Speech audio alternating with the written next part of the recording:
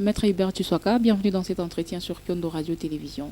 Nous parlons de cette proposition des députés nationaux qui voudraient la levée du moratoire de l'abolition de la peine de mort pour permettre à ce que l'autorité de l'État soit rétablie. Que pensez-vous du point de vue droit de l'homme? D'entrée de jeu, il faudrait que je puisse déjà préciser qu'en tant que défenseur des droits humains, moi je suis abolitionniste. Ça veut dire que je suis du côté de ces gens qui n'aiment pas qu'on puisse appliquer la peine de mort. Pourquoi? Parce que la peine de mort n'est pas une solution dans une société en crise. Ce qui se passe en RDC ne nécessite pas qu'on puisse condamner des gens à des peines qu'on va appliquer la mort. L'exemple de Kolona est patent. Les Kolona, ce sont des enfants qui sont en perdition dans la société, qui sont en conflit avec la loi. Mais la question qu'on peut bien se poser, c'est de savoir comment sont-ils arrivés dans ces situations-là.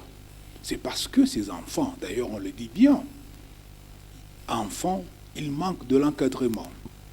Ils n'ont pas suffisamment d'éducation, ils n'ont pas de famille qui pouvait bien les prendre en charge, parce qu'ils sont issus des familles pauvres, et l'économie du pays qui pouvait permettre à l'État de les encadrer, l'économie est par terre. La police qui pouvait mettre de l'ordre, la police ne fonctionne pas bien, et l'appareil judiciaire qui pouvait bien redresser ces enfants, à les amener dans des établissements d'encadrement des enfants, l'appareil judiciaire ne fonctionne pas bien, alors ce n'est pas la peine de mort qui pourra résoudre tous ces problèmes sociaux. Les problèmes économiques, les problèmes éducationnels, les problèmes de justice, les problèmes de police, ce n'est pas avec la peine de mort. Il faudrait qu'on puisse bien rétablir la société de sorte que nous ne puissions pas avoir beaucoup d'enfants abandonnés dans la rue par des parents irresponsables, des parents pauvres, des parents eux-mêmes qui ne savent pas survivre. On donne aussi l'exemple de Kishiché. On dit que parce qu'on a tué à Kishiché, il faudrait rétablir la peine de mort. Ah mais non, ça ne vaut pas la peine. Ce n'est pas en rétablissant la peine de mort que des groupes comme les groupes terroristes M23 ne vont pas tuer ailleurs. On a tué à Kishiché parce qu'il n'y avait pas d'armée, il n'y avait pas de services de sécurité, il n'y avait personne qui pouvait protéger cette population, cette pauvre population qui a été massacrée massivement par les groupes terroristes M23. Ce qu'il nous faudrait pour résoudre un problème comme celui-là, il faudrait que nous puissions avoir une armée forte, services de police et de sécurité pour protéger la population. Ce n'est pas la peine de mort qui va remplacer l'armée et la police. Dans le contexte de la République démocratique du Congo, est-elle prête à vraiment abolir cette mesure?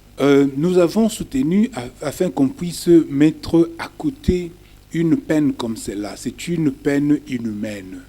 Tuer quelqu'un parce qu'il a commis une infraction, même s'il a tué, il faudrait qu'on puisse plutôt analyser dans la société comment les gens arrivent-ils à tuer les autres et mettre sur pied des centres de rééducation, si on peut ne fût-ce que les condamner à des peines à perpétuité pour préserver des erreurs humaines. Vous vous imaginez qu'un juge commette l'erreur sur la personne et condamne une personne autre que celle qui avait commis le crime réel et qu'on l'aurait exécuté.